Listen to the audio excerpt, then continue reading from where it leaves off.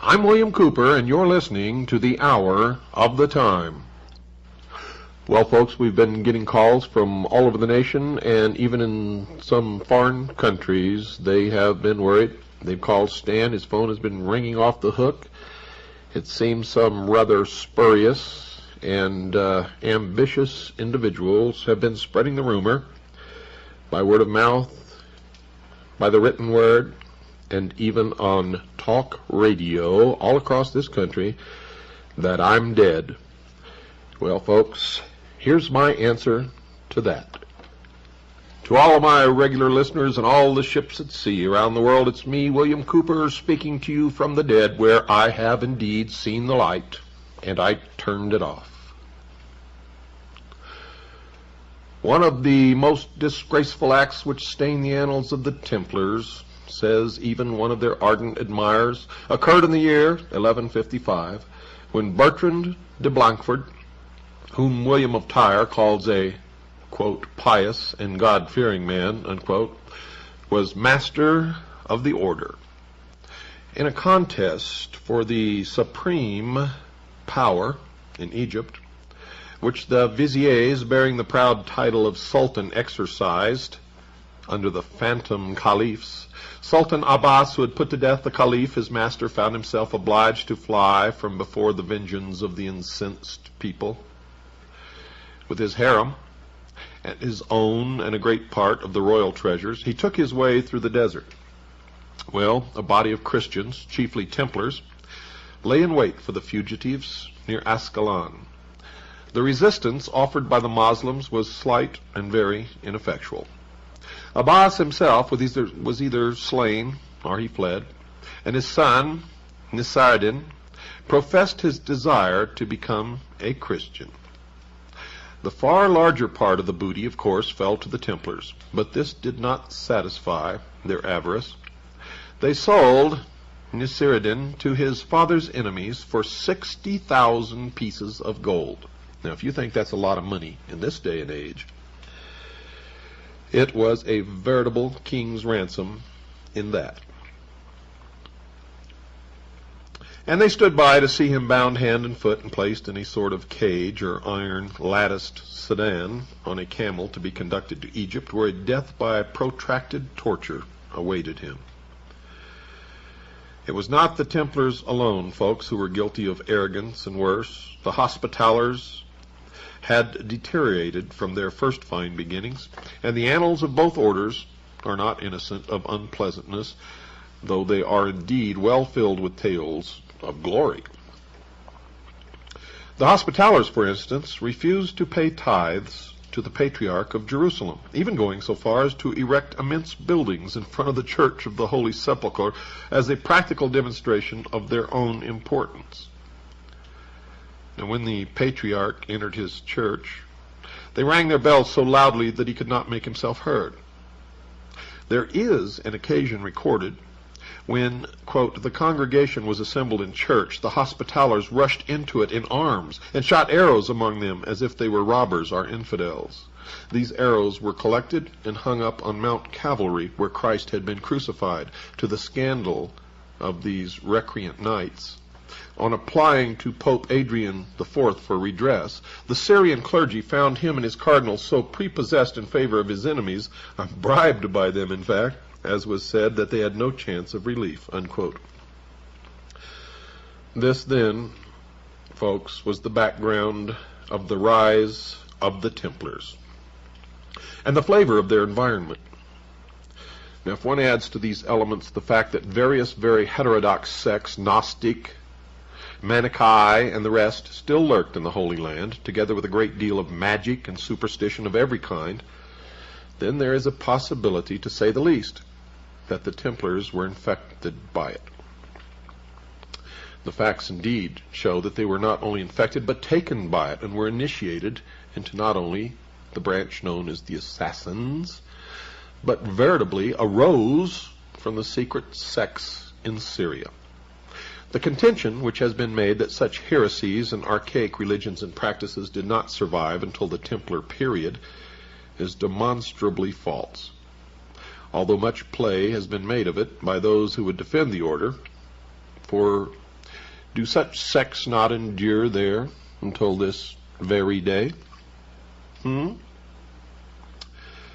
Well, this is not to say that the Templars were guilty of the practices which formed the substance of the confessions later to be wrung from them by barbaric torture, which we will examine in due course.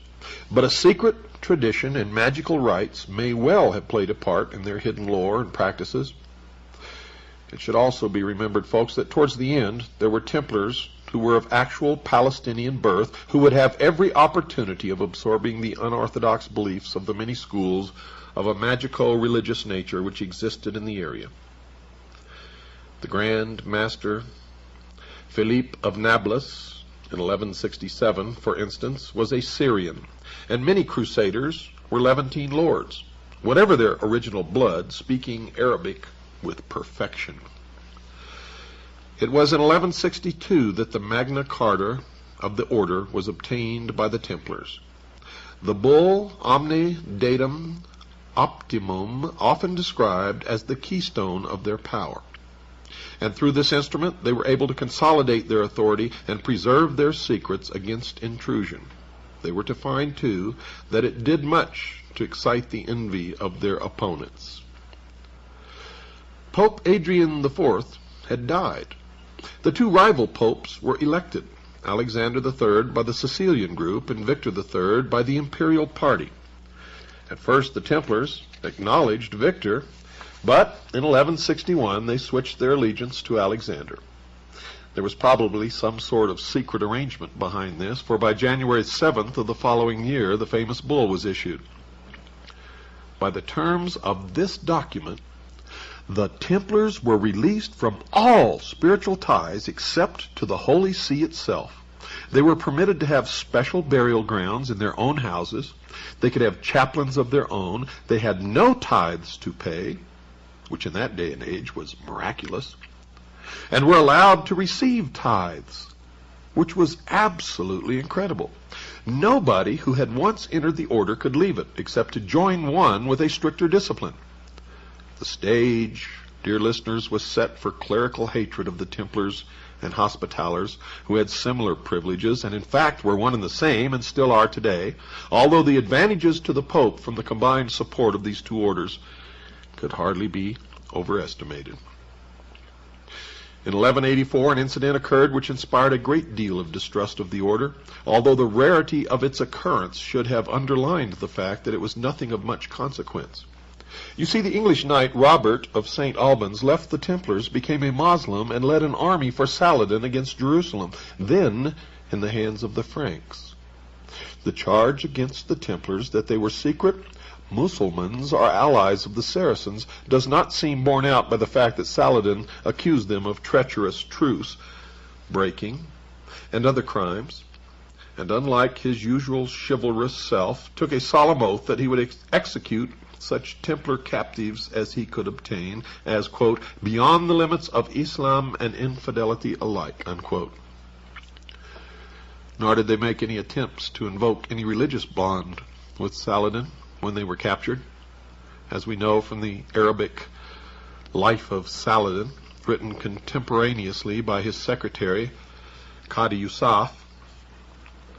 Strong evidence of this is given in the events which followed the terrible Battle of Hattin.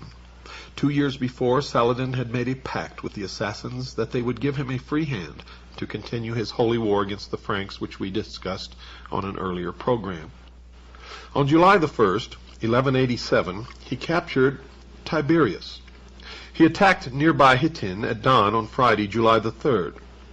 30,000 Christians were captured, including the king of Jerusalem.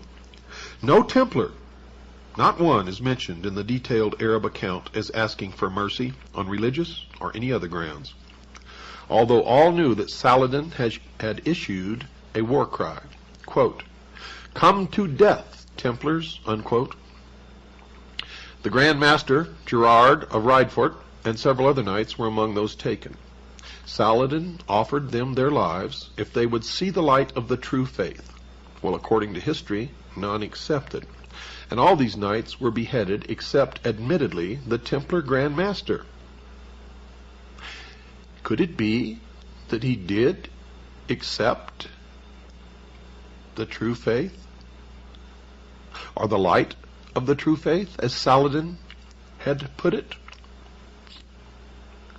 A non-Templar, Reginald of Chatillon, tried to invoke the sacred code of Arab hospitality, and other crusaders claimed that they were Muslims and were spared. None of them were Templars or Hospitallers. Reginald and the Templars collectively were sentenced to death for breaking the truth and the war crime of killing unarmed pilgrims to Mecca. Arab accounts include only a few references which could be construed as indicating any collusion with the Christian army. One says that on the Friday at midday, and the battle lasted for 2 days, Sultan Saladin issued the attack cry to be passed along the Saracen host, quote, "On for Islam," unquote, at which the striped banner of the Templars was raised. And the Emir Lion of the Faith said, "Are those Sultan Saladin Yusuf's allies of whom I have heard from the reconnaissance men?"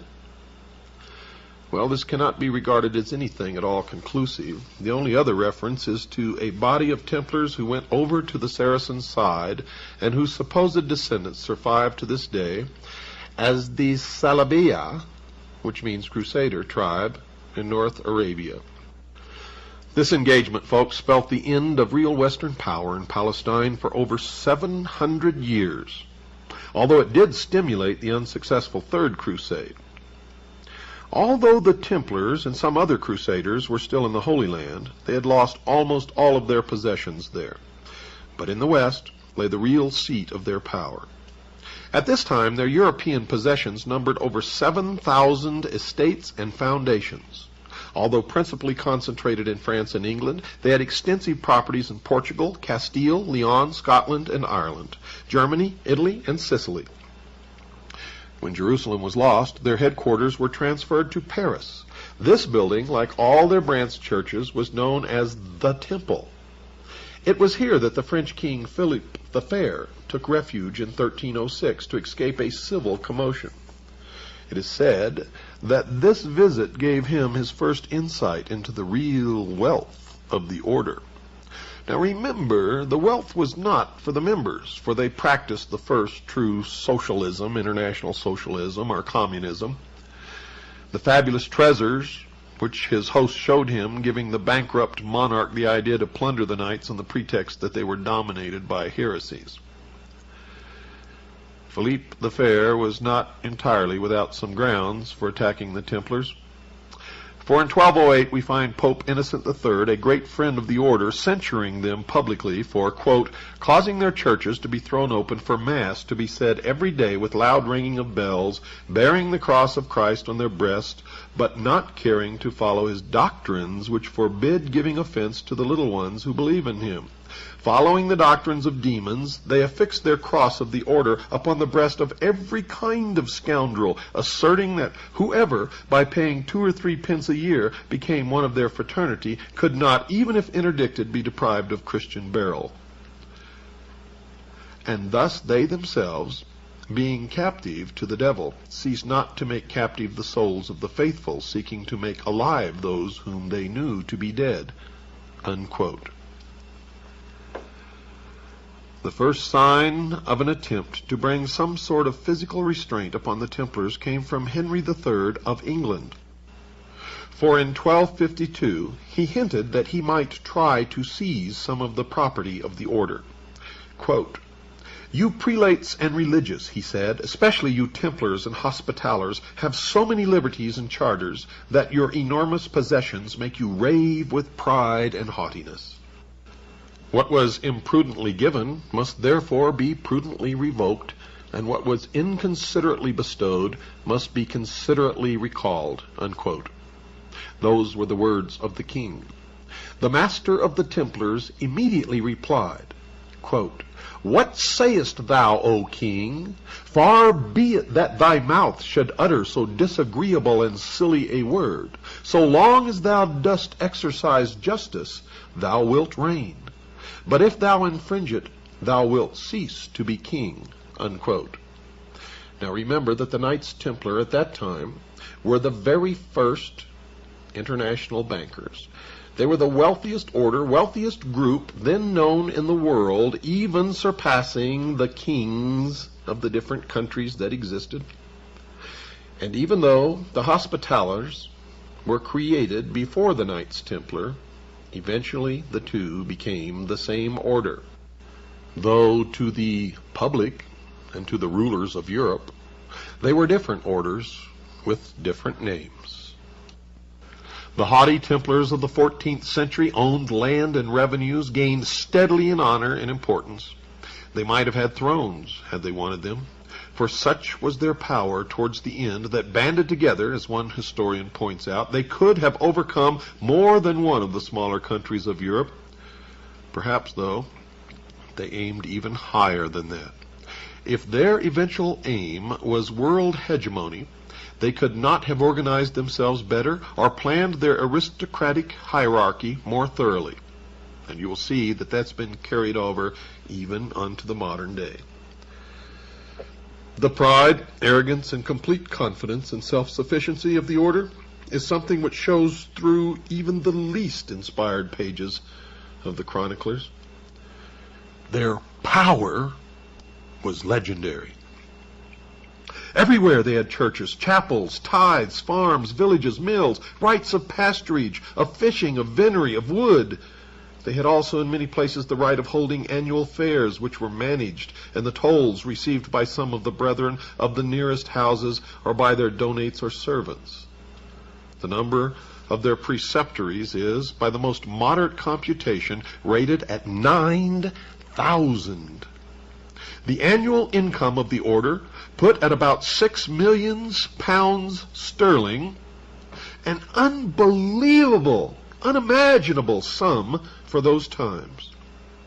Masters of such a revenue descended from the noblest houses in Christendom, uniting in their purses the most esteemed secular and religious characters, regarded as the chosen champions of Christ and the flower of Christian knights. It was not possible for the Templars in such lax times as the 12th and 13th centuries to escape falling into the vices of extravagant luxury and overweening pride. The order, folks, when fully developed, was composed of several classes, chiefly knights, chaplains and serving brothers. Affiliated were those who were attached to the order and worked for it and received its protection without taking its vows, and this affiliation was said to be derived from the Arab clientship association, analogous to blood brotherhood and tribal associations. A candidate for knighthood should prove that he was of a knightly family and entitled, yes, entitled to the distinction. His father must have been a knight, or eligible to become one.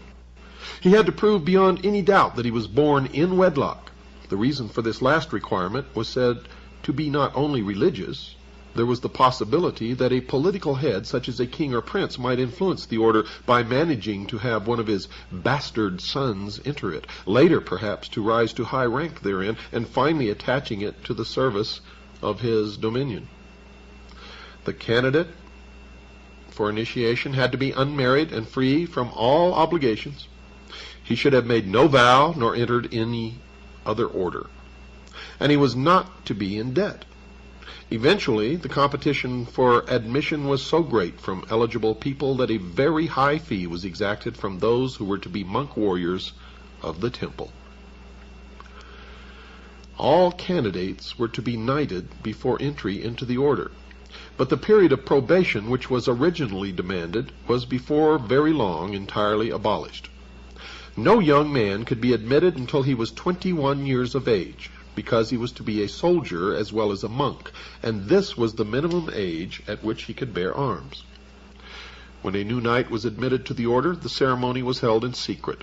This fact and persistent rumors caused the belief that certain ceremonies and tenets were put into practice which deviated more than a little from the rituals of the church. The ceremony was held in one of the order's chapels in the presence of the assembled chapter alone. The master or the prior, who took his place in chapels other than those at which he was present, opened the proceedings. Quote, "Beloved brethren, ye see that the majority are agreed to receive this man as a brother. If there be any among you who knows anything of him on account of which he cannot lawfully become a brother, let him say it. For it is better that this should be signified beforehand than after he is brought before us." Unquote. And if no objection was lodged, the aspirant was sent to a small room with 2 or 3 experienced knights to coach him in what he had to know. Quote, "Brother, are you desirous of being associated with the order?" Unquote. If he agreed, they would dwell upon the trials and rigors of being a Templar. They would prepare him for initiation. He had to reply that for the sake of God he was willing to undergo anything and remain in the order for life. They asked him if he had a wife or was betrothed, and he made vows to any other order. Did he owe money more than he could pay? Was he of sound mind and body? Was he the servant of any person? Well, after satisfactory answers, the result was passed to the master. The assembled company was then asked again if they knew anything that might disqualify him, and if none objected, they were asked, "Are you willing that he should be brought in God's name?" The knights answered, quote, "Let him be brought in God's name." Unquote. He was now again asked by his sponsors if he still desired to enter the order. Receiving an affirmative reply, they led him to the chapter, where he folded his hands and flung himself upon his knees. Quote, "Sir, I am come before God and before you for the sake of God and our dear Lady to admit me into your society and the good deeds of the order as one who will be all his life long the servant and slave of the order." Unquote. "Beloved brother," answered the receptor, "you are desirous of a great matter, for you see nothing but the outward shell of our order." Now let me repeat that again in case you weren't listening, folks. "Beloved brother," answered the receptor, "you are desirous of a great matter, for you see nothing but the outward shell of our order. It is only the outward shell when you see that we have fine horses and rich comparisons, that we eat and drink well and are splendidly clothed. From this you conclude that you will be well off with us, but you know not the rigorous maxims which are in our interior.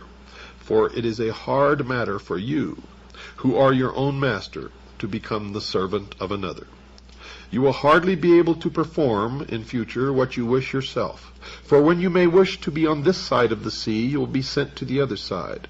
When you will wish to be in Acre, you will be sent to the district of Antioch, to Tripolis, or to Armenia, or you will be sent to Apulia, to Sicily, or to Lombardy, or to Burgundy, France, England, or any other country where we have houses and possessions, where we wish you to do our will."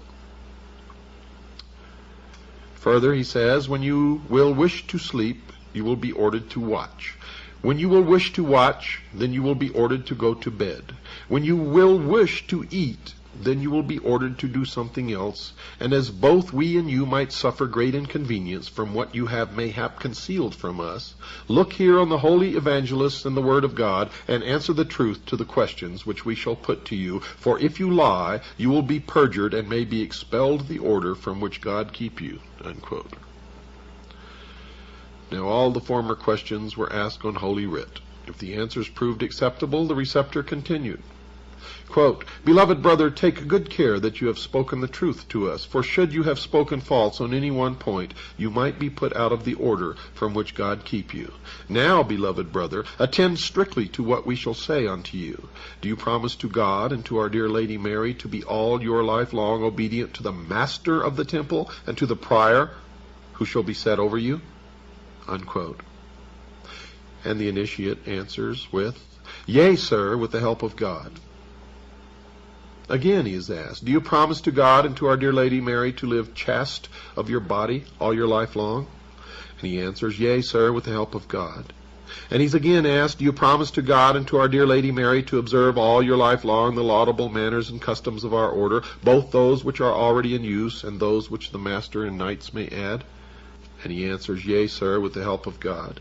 And then he's asked, "Do you promise to God and to our dear Lady Mary that you will, with the strength and powers which God has bestowed on you, help as long as you live to conquer the holy land of Jerusalem, and that you will with all your strength aid to keep and guard that which the Christians possess?" And he answers, "Yea, sir, with the help of God." And he's asked, "Do you promise to God and to our dear Lady Mary never to hold this or leave this order for stronger or weaker, for better or worse, than with the permission of the master or the chapter which has the authority?" And he answers, "Yea, sir, with the help of God." And then he's asked, "Do you finally promise to God and to our dear Lady Mary never to be present when a Christian is unjustly and unlawfully despoiled of his heritage, and that you will never by counsel or by act take part therein?" And he answers, "Yea, sir, with the help of God." And then, "In the name then of God and our dear Lady Mary, and in the name of St. Peter of Rome, and of our Father the Pope, and in the name of all the brethren of the temple, we receive to all the good works of the order which have been performed from the beginnings, and shall be performed to the end. You, your father, your mother, and all of your family, whom you will let have share therein. In like manner do you receive us to all the good work which you have performed and shall perform. We assure you of bread and water, and the poor clothing of the order, and labor and toil enow." Unquote. Then the candidate was admitted. Don't go away, folks. I'll be right back after this very short pause. With a joyous celebration, the candidate was admitted. The white mantle with its red cross was placed by the master over the neck of the candidate and clasped firmly by him. The chaplain recited the 132nd Psalm and the prayer of the Holy Ghost, and each brother repeated a paternoster. Then the master and the chaplain kissed the new entrant on the mouth. As he sat down before the master, the latter delivered him a sermon on his duties. Knights were equipped more lightly than other crusaders, and were issued with shield, sword, lance, and mace. They were allocated 3 horses each, not one with 2 knights riding, but 3 horses each, plus an esquire, who was either a serving brother or a layman, perhaps a youth from a noble family anxious to become a knight in his own turn.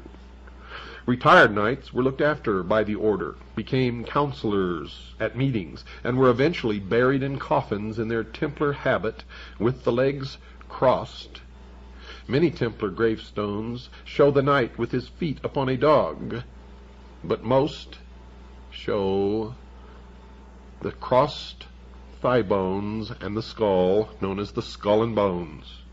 The same skull and bones as the Russell Trust, the Brotherhood of Death at Yale, and the same skull and bones displayed upon the flag of the pirates. It was Philip the Fair of France, bankrupt and fearful of the growing power of the warriors of the temple, who laid the conspiracy for the suppression of the order for all time. It has been hinted that Philip had some forewarning that a plot against the throne was afoot, that the Templars, frustrated in their attempts to win back the Holy Land, were about to turn upon Pope and King alike and try to overcome all Christendom. And believe it or not, that's closer to the truth than anything that you have ever heard about the Templars. In 1305, Pope Clement had been crowned through the assistance of the French king, and was actually under the control of the French king, and Philip was ready to bring all the power of church and state against the Knights of the Temple. There had been continued rivalry between the Templars and the Hospitallers on the surface. Underneath, they were one and the same. And Clement, 6 months after his enthronement, wrote asking them to visit him for a conference, ostensibly for the purpose of making plans for aiding the kings of Armenia and Cyprus. The Pope was, however, hoping that he could effect a reconciliation between the 2 orders, which would in turn strengthen his own position as their only ultimate head. William de Villaret, master of the hospital, was fully engaged in an attack upon the Saracens of Rhodes, when the invitation arrived, and could not obey it. But Jacques de Molay, Grand Master of the Temple, decided to accept. He handed over the defense of Limassol in Cyprus to the orders martial, collected 60 knights, packed 150,000 gold florins plus much other treasure, and set sail for France. At Paris, de Molay was received with honors by the king, who was plotting his downfall. In Poitiers he met Clement and discussed the possibilities of a fresh crusade. De Molay opined that only a complete alliance of all Christendom could be of any avail against the Moslems, and that the amalgamation of the two orders was not a good idea. The Grand Master returned to Paris, and almost at once rumors began to circulate about certain serious charges to be preferred against the order. Troubled at this campaign, the Master, together with Rimbaud de Caron, preceptor of Outremer, Geoffrey de Gonville, preceptor of Aquitaine, and Hugh de Parado, preceptor of France, returned to Poitiers to justify the order before the Pope.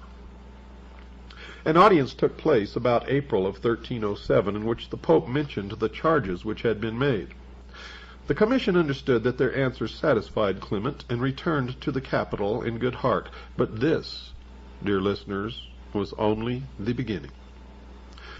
The method by which the charges were originally said to have been made was through a former Templar who had been expelled from the order for heresy and other offenses. The Squin de Flexion found himself in prison, together with another man, a Florentine named Nofodie, and they thought or were told that they could obtain their release and a pardon for the crime of which they were currently accused, if only they would testify against the order. One account has it that de Flexion called for the governor of the prison, saying that he had a disclosure to make which he could tell the king personally, and which would be more to him than the conquest of an entire kingdom. Another chronicle has it that both men were degraded Templars and had been actively engaged in the revolt against the king, during which Philip had been forced to take refuge with the Templars. It is further stated that Cardinal Cantilupo, the chamberlain to the Pope, who had been in association with the Templars since he was 11 years old, had confessed some of their doings to his master. 10 main charges were made by de Flexion against the order. 1. Each Templar, on his admission, swore never to quit the order and to further its interest by right or wrong. 2. The heads of the order are in secret alliance with the Saracens, and they have more of Mohammedan infidelity than Christian faith. And proof of the latter includes that they make every novice spit upon the cross and trample upon it, and blaspheme the faith of Christ in various ways. 3. The heads of the order are heretical, cruel, and sacrilegious men. Whenever any novice, on discovering the iniquity of the order, tries to leave it, they kill him and bury the body secretly by night. They teach women who are pregnant by them how to procure abortion, and secretly murder such newborn children. 4. They are infected with the errors of the Fraticelli. They despise the Pope and the authority of the Church. They scorn the sacraments, especially those of penance and confession. They pretend to comply with the rites of the Church simply to avoid detection. 5. The superiors are addicted to the most infamous excesses of debauchery. If anyone expresses his repugnance to this, he is punished by perpetual captivity. 6. The temple houses are the receptacle of every crime and abomination that can be committed. 7. The order works to put the Holy Land into the hands of the Saracens and favors them more than the Christians. 8. The master is installed in secret, and few of the younger brethren are present at this ceremony. It is strongly suspected that on this occasion he repudiates the Christian faith or does something contrary to right. 9. Many statues of the order are unlawful, profane, and contrary to Christianity. In fact, some of them are stone penises. The members are therefore forbidden under pain of perpetual confinement to reveal them to anyone. 10. No vice or crime committed for the honor or benefit of the order is held to be a sin. Now these charges were later augmented by others which were collected through testimony from other enemies of the order, and included such assertions as the use of the phrase Ya Allah, which means O Allah, and the adoration of an idol called the head of Baphomet. In fact, the head of Baphomet was not an idol that they worshipped, but represented the receptacle of the intelligence, or the seat of intelligence, the brain. The light, Lucifer, the gift of intellect, primordial knowing, and that is what really the object of veneration was.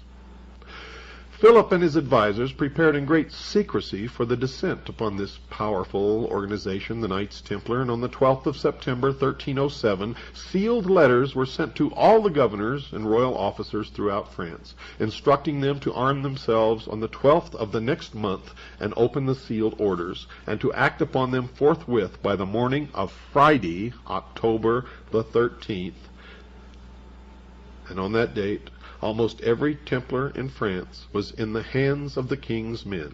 And thus was born the legend that Friday the 13th is an unlucky day. And notice that it was October Friday the 13th, the very first October surprise. Hardly one seems to have had any warning, but they did, because before the king acted, the Templars had moved their wealth, their treasure, their holdings out of the country of France. On the day before his arrest, the Grand Master had actually been chosen by the king to be a pallbearer at a state funeral. The secret orders had it that all Templars were to be seized, tortured, and interrogated. Confessions were to be obtained from them. Pardon might be promised only if they confessed, and all their goods were to be expropriated. But the only thing that they really got were the actual real estate property held by the Templars in France and nowhere else. None of the gold, none of their wealth, none of their jewels, none of their treasures, none of the relics that they had recovered from the Holy Land were ever found. The king himself took possession of the temple at Paris as soon as the Grand Master and his knights were arrested. The next day, the University of Paris assembled, together with canons and other functionaries and ministers, and the chancellor declared that the knights had been proceeded against for heresy. 2 days later, the university met in the temple, and some heads of the order, including the Grand Master, were interrogated. They are said to have confessed to 40 years' guilt, whatever that means. Now, whether de Molay and others confessed on that occasion or not, the king was emboldened to publish an accusation in which he called the knights polluters of the air and devouring wolves. A public meeting was called in the royal gardens and addressed by monks and representatives on this subject. Edward II was the son-in-law of the French Philippe, and to him was sent a priest who invited the English monarch to act at once against the order in Britain. Well, Edward almost at once wrote to say that the charges seemed to him to be incredible. But Pope Clement wrote on November the 22nd to London, assuring Edward that the master of the temple had confessed of his own free will, that knights on their admission to the order denied Christ, others had admitted idolatry and other crimes. He therefore called upon the King of England to arrest all Templars within his domains and to place their lands and goods in custody until their guilt or innocence should be ascertained. He condemned them to torture by the Dominican monks under the Inquisition until they confessed their guilt or were dead. Now notice the date, folks. November the 22nd in the year 1307. That's a significant date in our history and has direct bearing, as you will see, many hours down the line. Or you can see right now, if you attend my lecture in San Diego on March the 15th at 8 p.m. at the, let me see here, where is it at? At the Lafayette Hotel, 2223 El Cajon Boulevard, San Diego, Monday, March 15th, 8 p.m. Or you can call Stan and find out how to order our tape, The Sacrificed King, or my Atlanta lecture, which is over 7 hours long, including all of the Kennedy material. I bet you knew I was talking about Kennedy's assassination, didn't you? Well, this has direct bearing, as you shall see, eventually. Eventually you shall know what it all means. You'll be able to put it all together. Before the King of England received this missive, he seems to have been sorely troubled by the allegations. He wrote on November the 26th to the Seneschal of Agen asking about the charges. On the 4th of December, he wrote to the kings of Portugal, Castile, Aragon, and Sicily asking, quote, what they had heard, and adding that he had given no credit to it, unquote. He wrote to the Pope himself on December the 10th, expressing disbelief of what the French king said and begging His Holiness to institute an inquiry. Well, folks, by December the 15th, when the papal bull arrived, Edward felt he must act upon it without question. On December the 26th, he wrote to the Pope that his orders would be obeyed, but in the interim, Edward had sent word to Wales, Scotland, and Ireland that the Templars were all to be seized, as in England, but they were to be treated with kindness. On October the 19th, less than a week after they had been arrested in France, 140 prisoners were being tortured by the Dominican Imbert in the Paris Temple. Promises and the rack produced many confessions. 36 of the examinees died during these proceedings.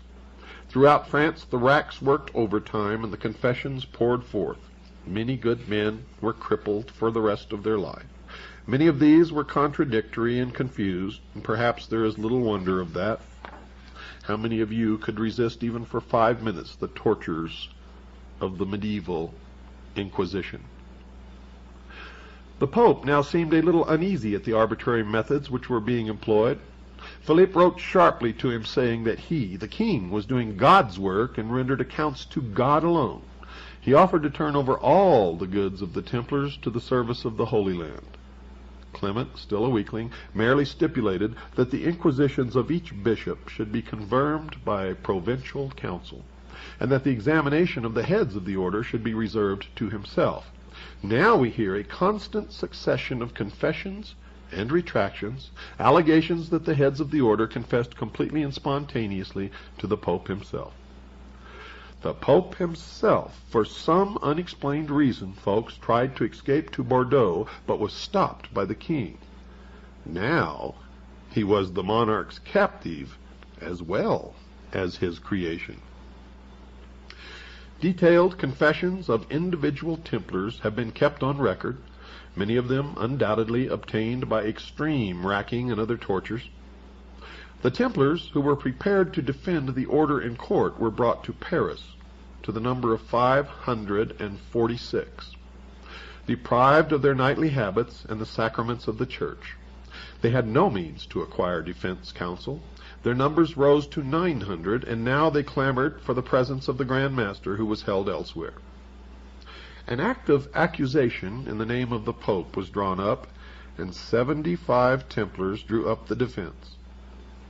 The accusation had it now that, quote, at the time of their reception they were made to deny God, Christ, the Virgin, etc., and in particular to declare that Christ was not the true God, but a false prophet who had been crucified for his own crimes and not for the redemption of the world. They spat and trampled upon the cross, especially on Good Friday. They worshipped a cat, which sometimes appeared in their chapters. Their priests, when celebrating Mass, did not pronounce the words of consecration. They believed that their master could absolve them from their sins. They were told at their reception that they might abandon themselves to all kinds of licentiousness. They had idols in all their provinces, some with 3 faces, some with 1. They worshipped these idols in their chapters, believed that they could save them, regarded them as the givers of wealth to the order and of fertility to the earth. They touched them with cords which they afterward tied around their own bodies underneath their robes, and that is still practiced today by Freemasons and by the Mormon Church. Those who at the time of their reception would not comply with these practices were put to death or imprisoned. The reply of the Templars denied every charge and stated that they had been subjected to every kind of illegality since their arrest. 54 of the knights who had volunteered to defend the order were committed to the flames, having been declared relapsed heretics before the trials had even started. And you'll see this number 54 crop up later, and even in the modern day. And sometimes it's 54 plus 1, the Grand Master, who later was burned at the stake. 4 years to the day after the first arrests, the Pope led a convocation of 114 bishops to come to a final decision about the Templar order. Well, folks, the prelates of Spain, England, Germany, Denmark, Ireland, and Scotland called for the Templars to be allowed to defend themselves. The Pope retorted by closing the session almost at once. He would not hear of it. Out of 1,500 to 2,000 Templars who were in hiding in the vicinity, 9 knights actually came forward to testify for the order. The Pope doubled his guard and sent a message to the king to do the same. As there was still danger from the hidden knights, they were not heard. Only 1 Italian prelate and 3 French ones voted to prevent the order from putting in its defense. Now Philippe, deciding that something should be done to hasten affairs, set off for Venice in the conference. His arrival had an electric effect. On his sole authority, the Pope almost immediately abolished the order in a secret consistory. And this was on March the 22nd in the year 1313. And 1313 plays a significant number later on, as that was a famous address in New Orleans, as some of you may remember. On May the 2nd, when the bull was published, the order ceased officially to exist. The Grand Master, assumed but not proved to be guilty, was sentenced to perpetual imprisonment. Most of the other knights were released, and many of these passed their remaining days in poverty.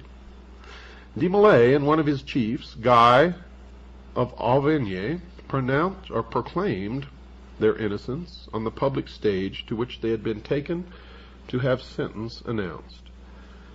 The king, upon hearing them recant their confession, immediately had them committed to the flames. And some say that while he was being burned at the stake, that de Molay cursed both the Pope and the King of France, stating that within a certain short period of time he would meet them in another life in front of God, who would judge them for their crimes. And believe it or not, folks, well within the period of time, which was not very long, both the Pope and the King of France were dead, and I'm sure joined Jacques de Molay in front of God for their final judgment. We are in no way finished with the story of the Knights Templar. But until tomorrow night, good night, and God bless each and every one of you.